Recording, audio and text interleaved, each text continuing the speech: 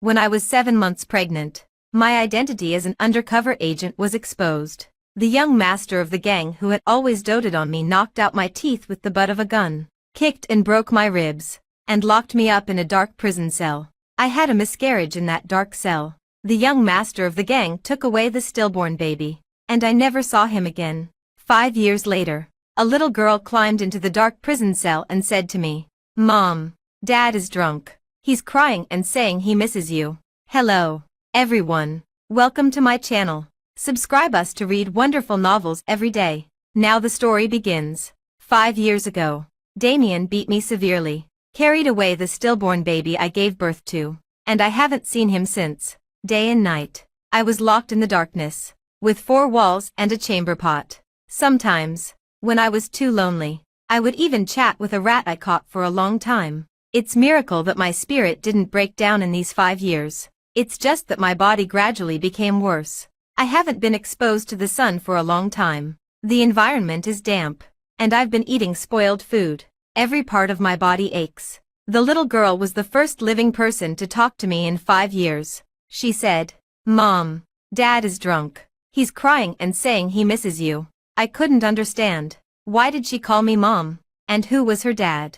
I wanted to talk to her. I opened my mouth but found that after not speaking for so long, I had forgotten how to talk. In a hurry, I started coughing violently. A mouthful of blood spurted onto the girl's white dress. She was so scared that she ran away. Oh no, I've brought trouble upon myself again. Sometimes, when those people were in a bad mood, they would burst in and beat me up.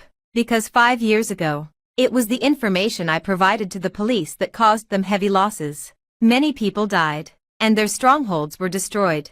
The boss, Damien, had to flee overseas with me and some of his confidants. Afterward, when they investigated, they found out that I was an undercover agent. Since then, I've become a thorn in their side. They called me a traitor. I've never betrayed my beliefs. How could I be a traitor? Damien used all the means of torture he could think of on me. I begged him to kill me. He said he wanted to keep your miserable life. As long as you're alive, Ellis will come looking for you. Ellis, my husband. He's a police officer and also my teammate. His head is what Damien wants the most. Clang, clang. The iron door outside opened. Heavy and steady footsteps tapped on the stone pavement. Someone was coming. Listening to these footsteps, it didn't sound like who usually brought me food. I shrank into the corner, looking at the person approaching with fear. He was holding a wine bottle in his hand, and the strong smell of alcohol filled the small cell. He took out a cigarette and put it in his mouth. He lit the lighter. The light of the fire illuminated his face. His features were well defined, with a chiseled contour, and his wolf-like eyes sparkled with a cold light. After 5 years, I recognized him at a glance.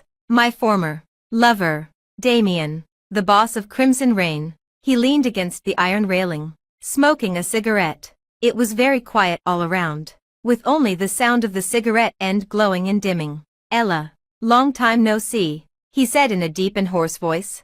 I didn't say anything. I wasn't used to speaking anymore. "We're leaving," he continued on his own. "It's getting more and more unstable around here. We plan to fly far away. Anyway, we've already earned enough money, but they don't agree to take you with us and all demand that I kill you." "Kill me?" It would be great if he killed me. I'm already living a life worse than death. But I hope you die with some value. So, before you die, you need to do something for me. He approached me, grabbed my chin, and forced me to look at him. The smell of alcohol blew on my face, and there was an overwhelming sense of oppression. "I need you to lure Ellis out." I was very calm, neither humble nor arrogant, without any sadness or joy. He was enraged. In a fit of anger, he slapped me. Suddenly, my nose bled profusely. He was taken aback for a moment. I didn't use much force. He really didn't use much force. This nosebleed wasn't caused by his slap. It was because of my illness. I felt that I was very ill. Death should be just around the corner. Anyway, I'm going to die. Why should I help Damien hurt my husband? Damien used the sleeve of his white shirt to wipe the blood off my face and pulled me into his arms. I struggled, but he held me tightly, with his chin resting on my head. "Ella, listen to me. Listen to me." His voice was alluring. "Did you see that little girl just now? Her name is Hannah. She's your child. The baby you gave birth to that year wasn't stillborn. She survived. If you help me deal with Ellis, I'll spare Hannah's life. If you don't cooperate, I'll make you jump into the sea with her in your arms." I stopped struggling. This was the first time I had been taken out of the dark prison cell in 5 years. The moment the sunlight shone on me, I was so scared that I shrieked and fled like a mouse.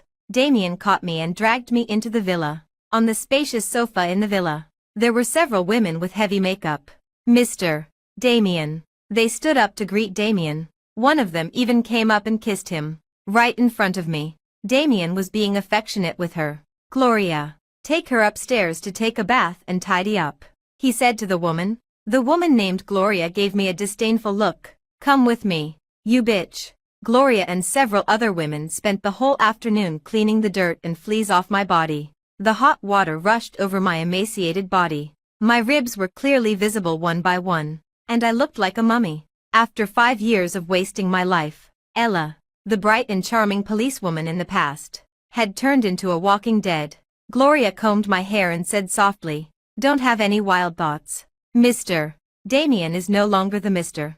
Damien he used to be. If you want to live one more day, be obedient. Gloria, you can go out." Damien appeared at the door. Gloria gave me a warning look and then left. Damien stood behind me and looked at me in the mirror. His slender and thin fingers stroked through my sideburns, neck, collarbone, and then reached into my collar, slowly moving down. I frowned slightly, and my disgust could no longer be hidden. His movement stopped. Suddenly, he grabbed my hair and forced me to tilt my head back. "Look at your current pathetic appearance. Even if you strip naked, no one would want to look at you," he said viciously. "Dad." A little girl's voice came from the door. Damien paused for a moment and let go of my hair. "Dad, you finally brought Mom out." The little girl ran over and looked at me carefully with her head tilted back. "Mom is so pretty, but she's too thin. Mom should eat more meat." I looked at her, and my eyes became wet. "Is this my child? Is she really my child? Hannah, how about Dad takes you and Mom out for steak tonight?" Damien said. "Great." Hannah jumped and laughed. I don't know how she grew up to be so innocent, lively, and lovely in this den of evil. All the way to the restaurant, she kept laughing and was interested in everything outside the car window. Damien spoke to her very gently, and there was no trace of his usual ferocity in his eyes and eyebrows. Looking at this, father and daughter, my thoughts went back more than 20 years ago. That year, I was also 5 years old. My father was a police officer. He often went on business trips and was away from home for more than 200 days a year. Every time he came back, I was extremely happy and pestered him with questions. That day was my 5th birthday. Mom and Dad said they would take me to McDonald's. I sat on the back seat of my father's bicycle, holding a pinwheel in my hand. The pinwheel spun and spun. The gears of fate also began to turn and turn. I only remember several intense, bang bang sounds. I fell off my father's bicycle. In front of my eyes, there was a sea of blood. Mom and Dad fell in a pool of blood. I don't know how long it took, but an uncle ran over, picked me up, and covered my eyes. "Girl, it's okay. Don't be afraid." The uncle took me back to his home. At first, I didn't eat, didn't talk, and didn't cry. I was like a walking dead. There was an older brother in the uncle's house named Ellis. He talked to me every day, tried to make me happy, and played the game of cops and robbers with me. Later, we went to school together, did our homework together, took the senior high school entrance examination together, took the college entrance examination together, and got into the same police academy. After graduating from the police academy, we got into the same public security bureau and became criminal police officers together. We worked on many big cases together and shed blood and sweat together. One year, I got injured during a mission. Before I was pushed into the operating room, Ellis held my hand and cried, saying that he loved me. "Ella, you must stay alive. I want to marry you." We didn't date anyone else when we were at school, and after starting work, we tacitly didn't talk about marriage either. We knew that we were waiting for each other. After recovering from that injury, Ellis specially took a day off on Valentine's Day and took me to a temple to see the red plum blossoms. It had just snowed that day. The snow pressed on the red plum blossoms, and behind them were the upturned eaves of the temple. It was as beautiful as an ancient painting. Under the red plum tree, Ellis proposed to me. We hugged each other and swore to protect each other for the rest of our lives. When we were going down the mountain, a young man in a black suit passed by us. My heart skipped a beat. I grabbed Ellis and asked him in a low voice, "Do you think he looks like someone?" Ellis said, "I noticed it too. He looks like Damien." Damien, the eldest son of Gilbert, the boss of Crimson Rain. We had been investigating this gang for the past 2 years, but they were so secretive and left no traces that we couldn't find an opportunity to take action. And this Damien who came to us, how could I let him go so easily? I said to Ellis, "You go back first.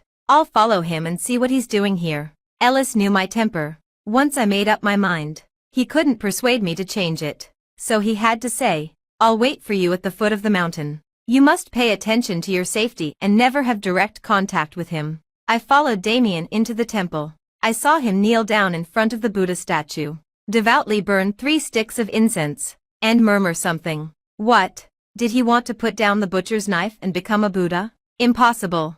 Damien was the leader of Crimson Rain, with a ruthless hand, being cold and crazy. Such a devil wouldn't be accepted by the Buddha. After burning the incense, he stood up and left. I couldn't follow him anymore. So I also went to buy several sticks of incense and pretended to ask the monk casually, "That handsome guy just now, does he come here often?" The monk replied, "Yes. He comes here 2 or 3 times a month, but the time is not fixed." I had a bold idea. Get close to Damien and infiltrate the interior of Crimson Rain. Ellis strongly opposed it. I threatened him by saying that if he didn't let me do this mission, I wouldn't marry him. Forcing him to agree, I said, "Brother Ellis, this is the last time. After getting rid of Crimson Rain, I won't be a criminal police officer anymore. I'll work at the service window, registering household registration books for people, and then marry you and have children." Okay. Ellis didn't say anything. He was still angry.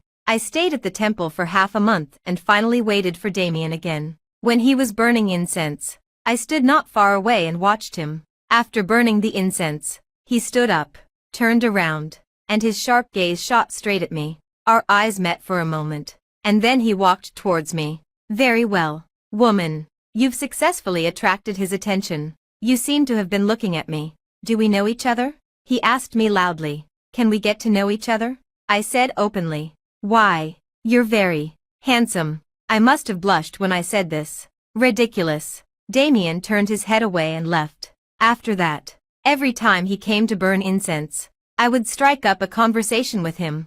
Finally, one day, he said, "Beauty, would you like me to treat you to a meal?" I became Damien's girlfriend. He took me to exclusive clubs and underground casinos. I secretly provided the important information I noticed to the police. The leader was very worried about my safety and asked me to leave as soon as possible. Damien was too dangerous. Damien was going to take me to an important event in 3 days, and there should be some valuable information to dig up.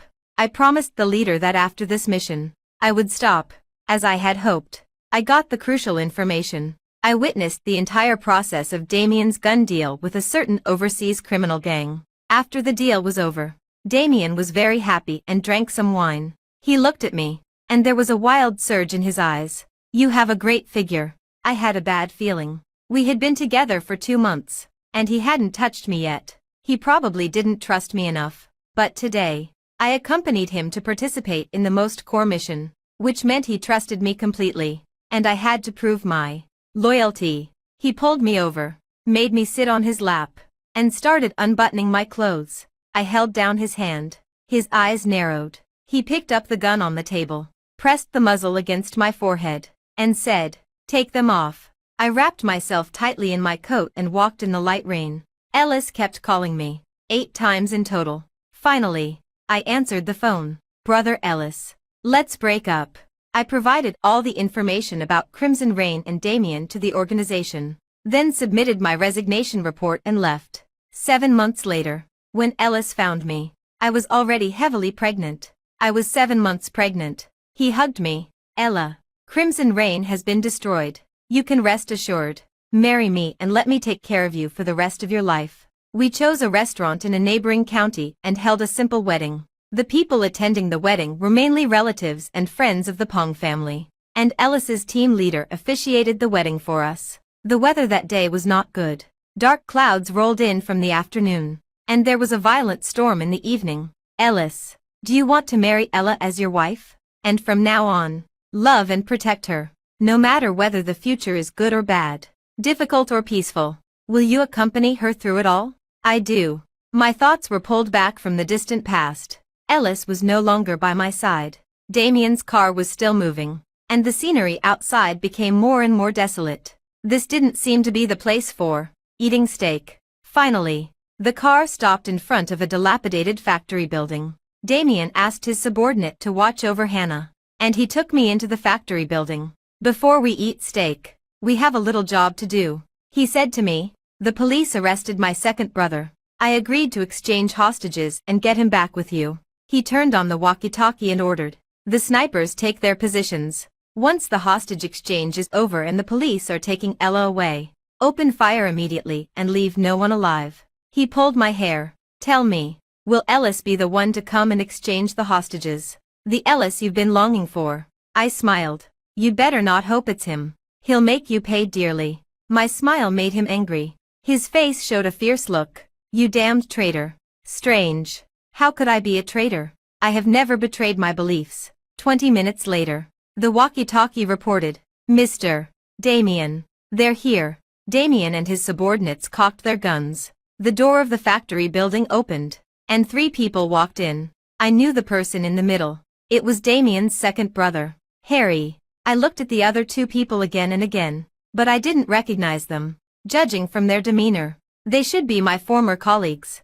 Damien squinted his eyes. Where's Ellis? Why isn't Ellis here? Damien, we've brought the person you want. The plainclothes police officer opposite said. Let's start the hostage exchange. I said I want Ellis to come here in person. Are you fucking playing me? Damien roared angrily, raised his pistol, and cocked it. For a moment, the situation was tense. Damien, this was the first time I had spoken in 5 years. Keep Harry here and let those 2 police officers go. He gave me a cold glance. Why? I'm not leaving. I'll stay with you. He ignored me. I slowly knelt down and pleaded. Don't let me go. I want you and Hannah. The 3 of us. Let's fly far away. Okay. His icy face softened a little. And finally, he lowered his eyes and put down his gun. Keep Harry here, and let the 2 police officers get lost.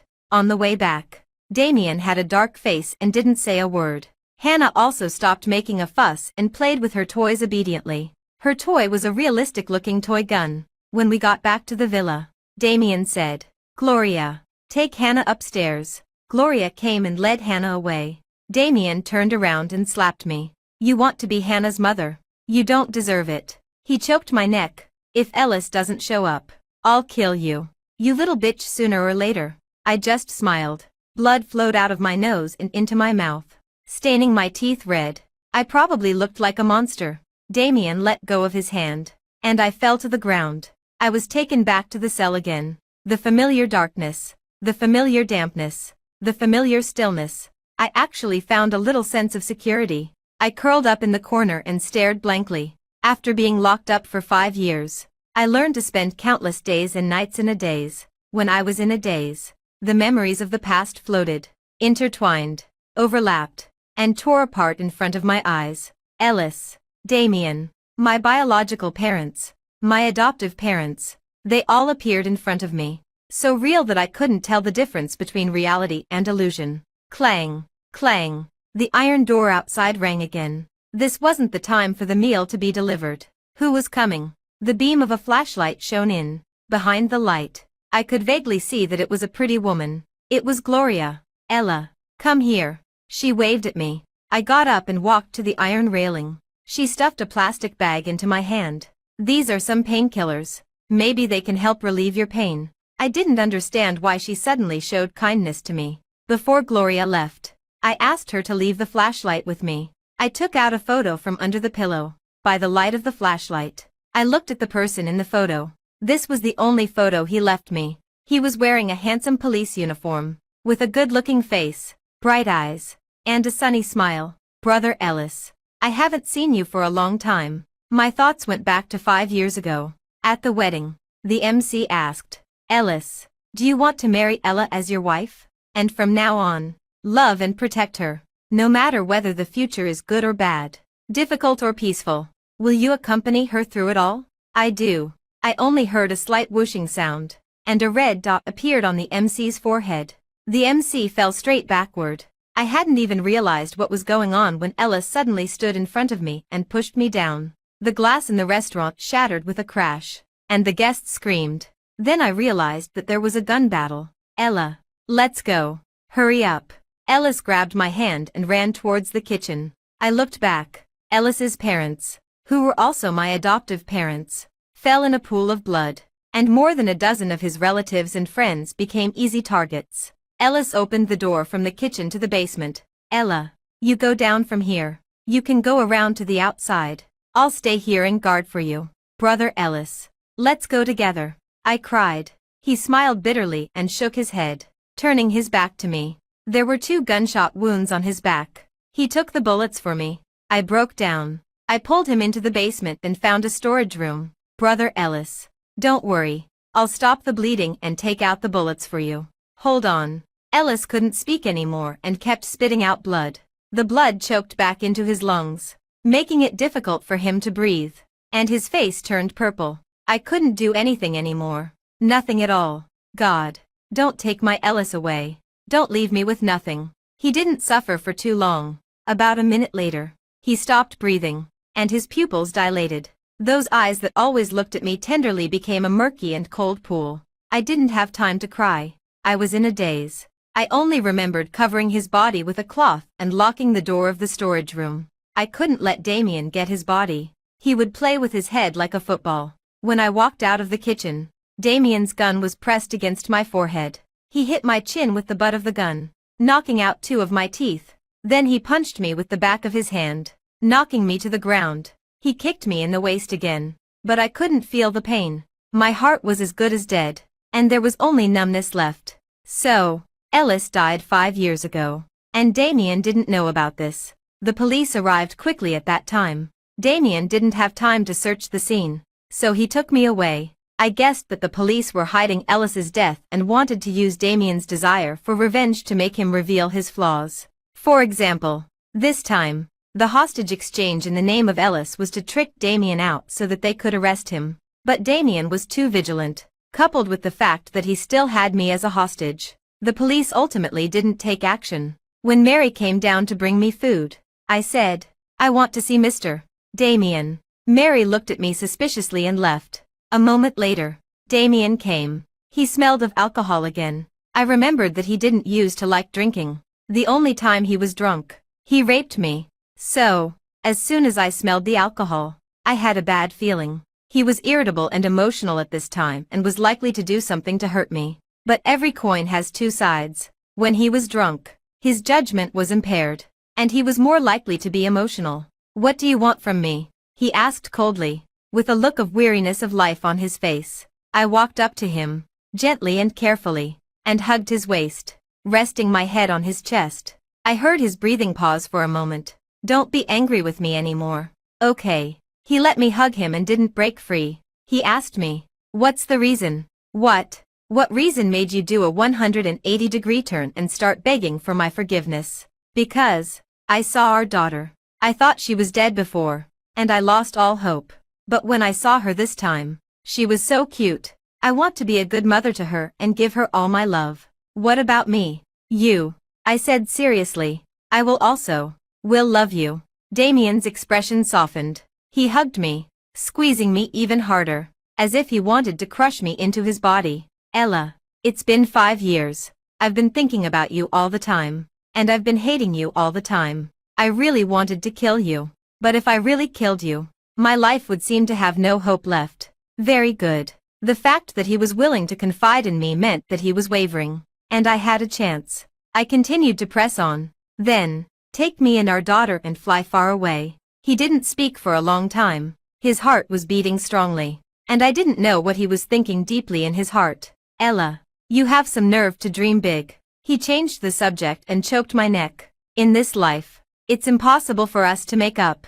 Why do you look so confused? Don't you know why? Do you want me to tell you again? He leaned close to my ear and said word by word, "Your beloved Officer Ellis killed my father, my eldest sister, my brother, and my niece. My whole family was destroyed by him, and he used the information you provided. Between you and me, there is a deep feud. If I forgive you, I'll be struck by lightning and sent to the 18th layer of hell." His tone was desolate and painful, and his full of hatred had nowhere to vent. He was right. There was indeed a deep feud between me and him. During the gun battle on the wedding night, Crimson Rain killed Ellis's relatives, who were also my relatives. Ellis died in my arms, and his blood soaked through my clothes. If it weren't for the hatred that supported me and made me want to live to see Damien punished, I wouldn't have wasted 5 years like a ghost. Damien said, "The two of us used to love each other so much, but now we've come to this. I just feel like a complete failure."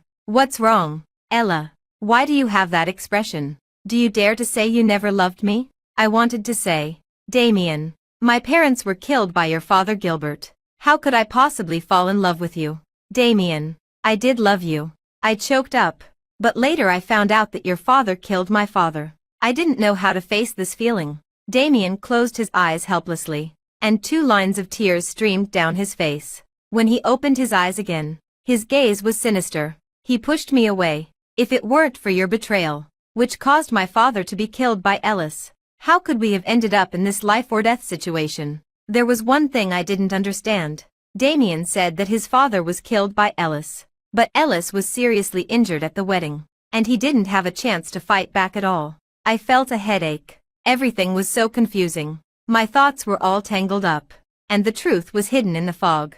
Suddenly, my stomach ached horribly. I covered my stomach and groaned in pain. Damien asked me what was wrong, and I spat out a mouthful of blood, spraying it on his face. I had taken all the painkillers Gloria gave me in advance, which led to severe gastric bleeding. Damien carried me out of the dark cell and rushed me to the medical room in the villa. The doctor examined my physical condition and shook his head. "Mr.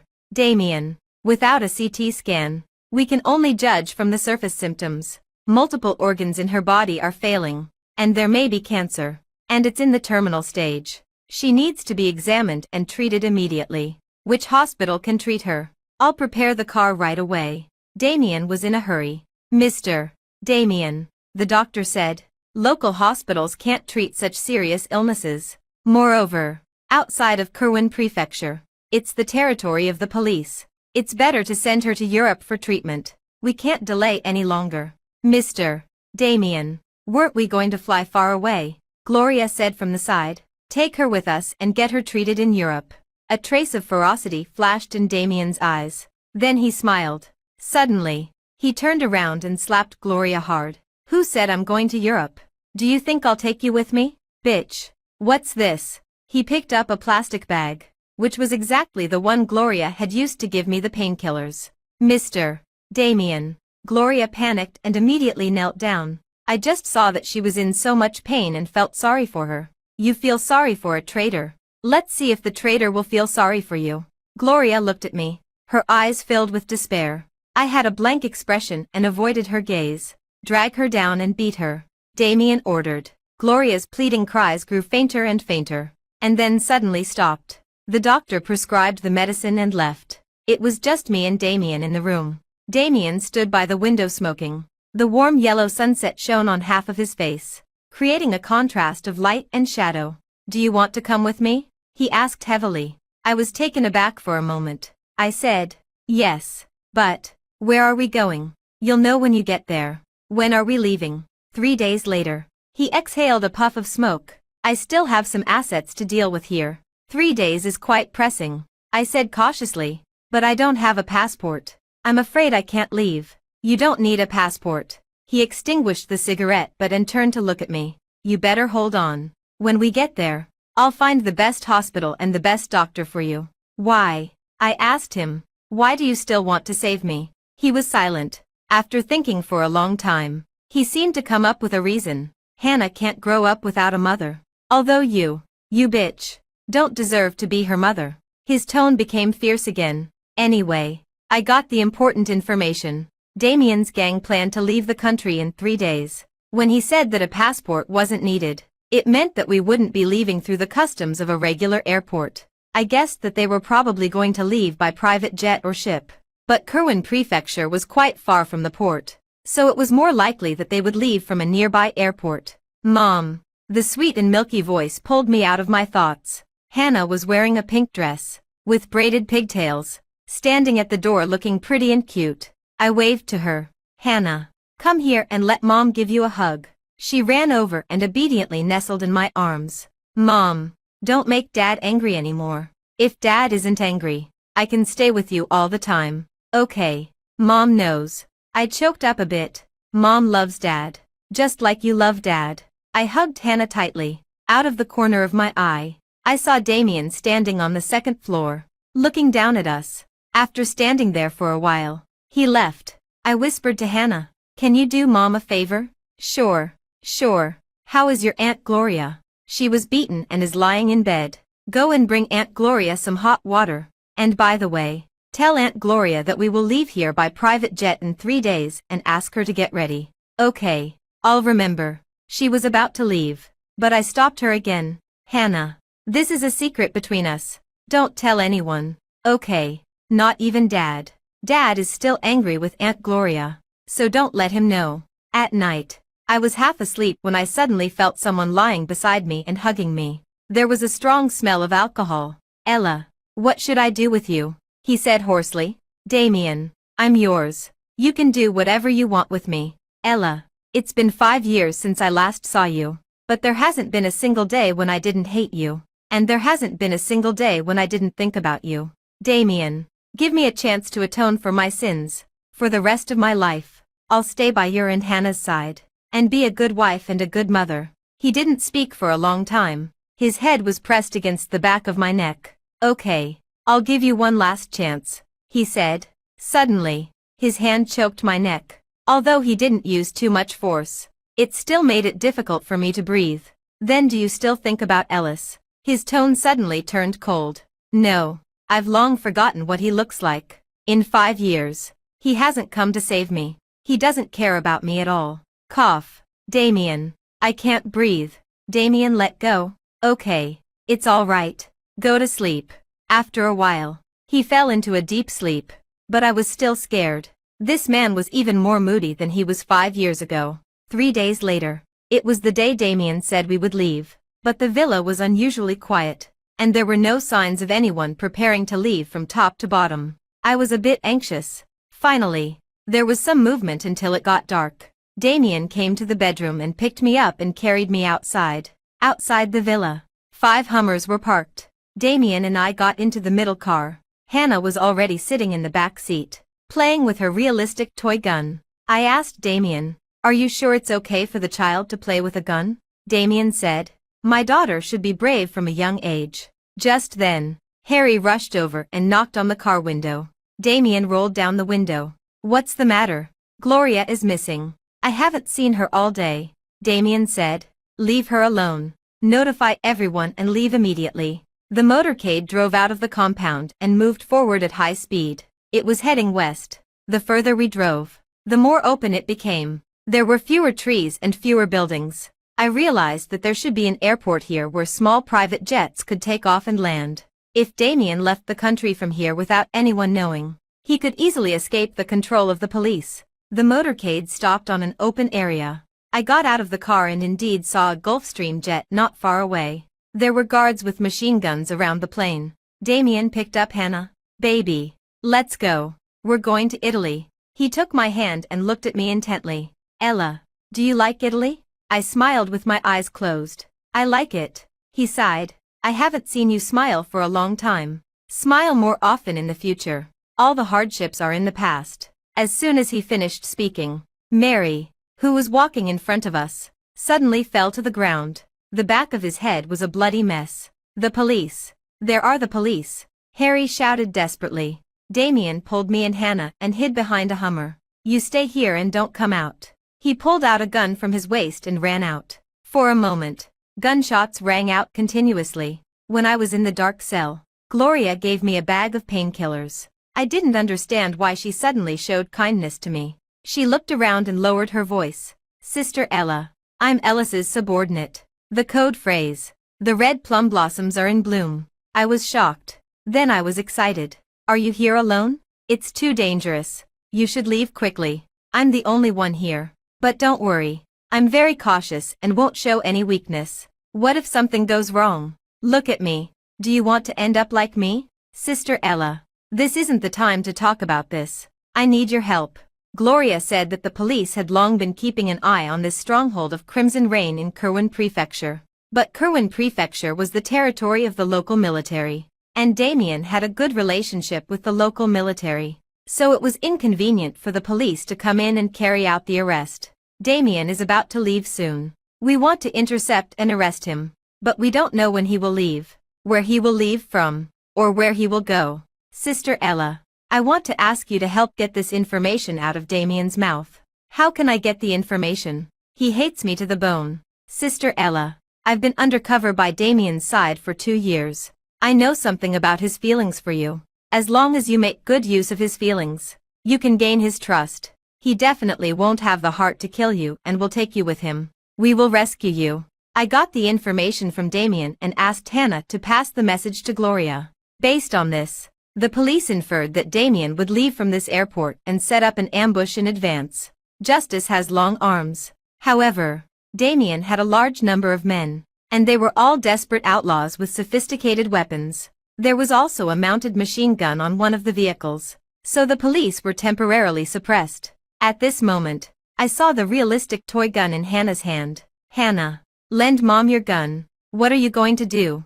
Mom. I snatched the toy gun from her hand, stood up, and fired at Damien's back not far ahead. The plastic bullet shot out and hit the back of his head. He turned around, and I fired again, hitting his eye. His formation was disrupted, and he was exposed to the police's firepower. 2 bullets hit his chest instantly. He leaned against the Hummer, trembling, and took out a round black object from his pocket. The police were approaching. Damien looked at me and suddenly grinned. Ella, I'm going to die with Ellis. Are you happy? I thought he was really crazy. Suddenly, I realized what he was going to do. What he was holding in his hand was a bomb. He was going to die together with the police. The police were getting closer and closer. Among them, there was one person who looked familiar to me. Damien pulled the pin of the bomb and was about to throw it out. No. I rushed up and hugged him tightly. He was seriously injured and couldn't break free from me, so he just laughed in my arms. Ella, it's not bad for us to die together. Well, he was right. I didn't die with Ellis back then and had been living alone for so long just for this moment. To die together with Damien. At that moment, I seemed to see Ellis running towards me. Brother Ellis, come and take me away. In the underworld, I'll still be your bride. The police officer and his wife lay in a pool of blood, and their 5-year-old daughter stood there. Gilbert blew on the muzzle of the gun. This gun had just shot and killed this police couple. He pointed the gun at the little girl. He was always cautious in his work and never left any survivors. Suddenly, he thought of his son Damien. He lacked a playmate and had always been lonely. Gilbert put away the gun, walked over, picked up the girl, and covered her eyes. Girl, it's okay. Don't be afraid. Gilbert took the girl home.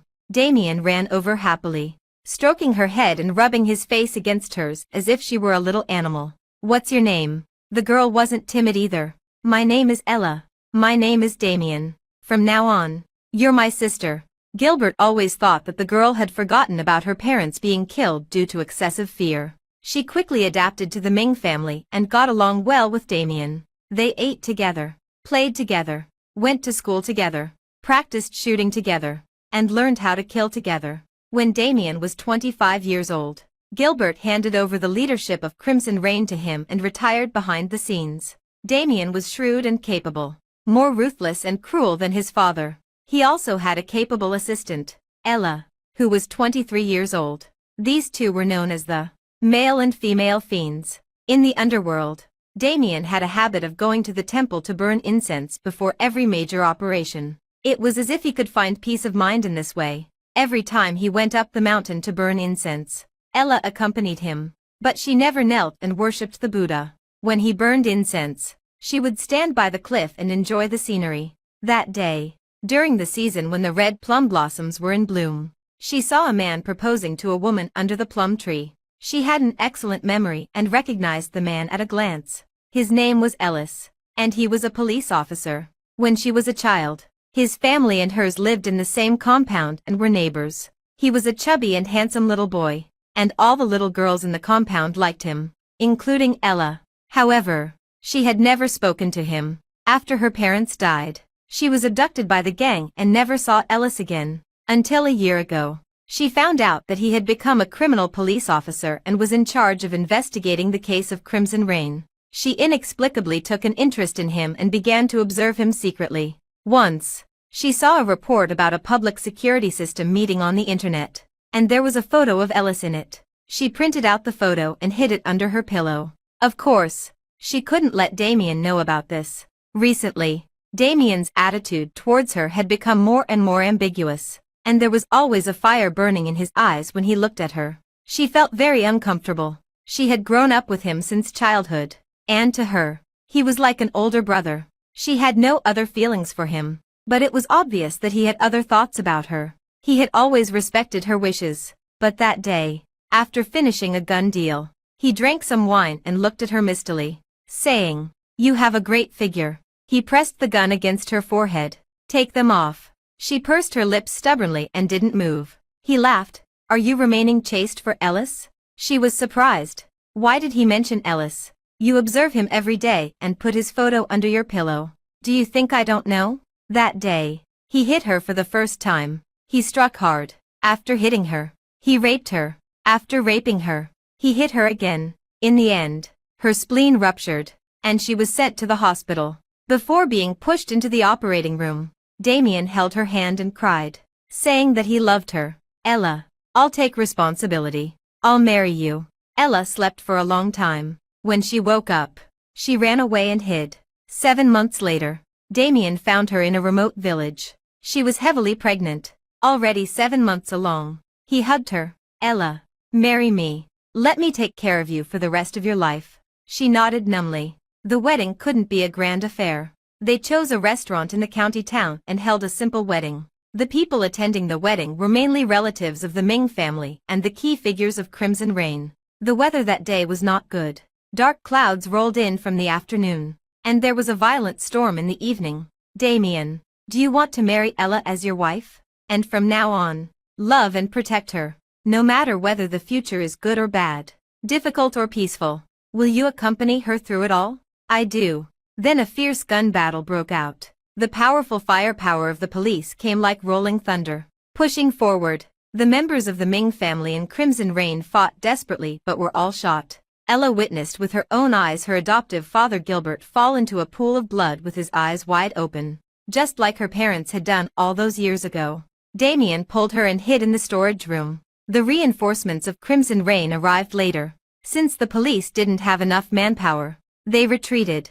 Damien survived the disaster. Afterward, the informant arranged by the police told Damien, on the day of the wedding, someone made an anonymous call to Ellis, telling him that the leaders of Crimson Rain would gather at a certain restaurant. Upon further investigation, it was found that the person who made the anonymous call was his newlywed wife, Ella. Damien went crazy. He beat her violently and tortured her to the brink of death. "Traitor, bitch, traitor." The 7-month-old fetus was brutally beaten out. He grabbed the fetus by its legs and threw it into the trash can. But then he heard a faint cry, like a cat's meow. He pulled the baby out and choked its soft and tender neck. In the end, he let go of his hand. She was locked up in the dark cell, day after day, year after year. Such a situation made people go crazy and confused. Perhaps due to the brain's self-protection mechanism, her memory was rewritten in the direction she desired. She thought that she had been adopted by the kind Ellis family,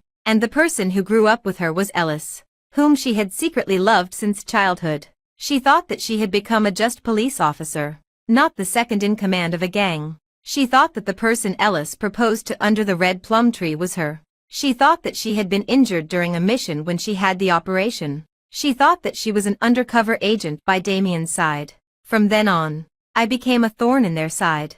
She thought that the person who made a vow with her at the wedding was Ellis. She thought that Ellis had died to protect her. She thought that she had never been a traitor. Only in this way, with the belief in justice and the memory of Ellis, could she barely hold on in the darkness and loneliness. However, Everything was just a dream, a lie told to her by her brain. After the violent explosion, the airport was in a mess. Damien, the leader of Crimson Rain, and Ella were left with broken limbs. A head was blown to Ellis's feet. Although it was charred, Ellis still recognized that it was Ella's head. His knowledge of her was limited too. She was the orphan of a sacrificed police officer, the adopted daughter of Gilbert, the second in command of Crimson Rain, Damien's wife, and that she had been imprisoned for 5 years. He didn't even know that it was she who had called him to tip him off on the day of Damien's wedding. He also didn't know that this strange woman had regarded him as her belief and loved him for a very long time. Or perhaps, she loved her deceased police officer father. She loved her father's just cause, and she loved the normal life under the sun. But throughout her life, she was bound by the shackles of evil. Gloria knew all of this. When she was undercover by Damien's side, she went to the dark cell to see Ella. At that time, Ella happened to have an episode of hysteria and was delirious. And she told Gloria a lot. When Ella mentioned that Ellis had proposed to her under the red plum tree, she had a look of happiness on her face. Gloria frowned. She almost told her that the person Ellis proposed to under the red plum tree was her. Gloria. She wouldn't tell Ellis all of this. Never. Everything about Ella was gone in the explosion at this moment. Her life was insignificant. Looking at her messy body, Ellis just let out a soft sigh. At this moment, a little girl crawled out from under a car. She stared blankly at the remains of her parents. Her pitiful appearance was very much like that of 5-year-old Ella many years ago. Perhaps another cycle had begun. The end.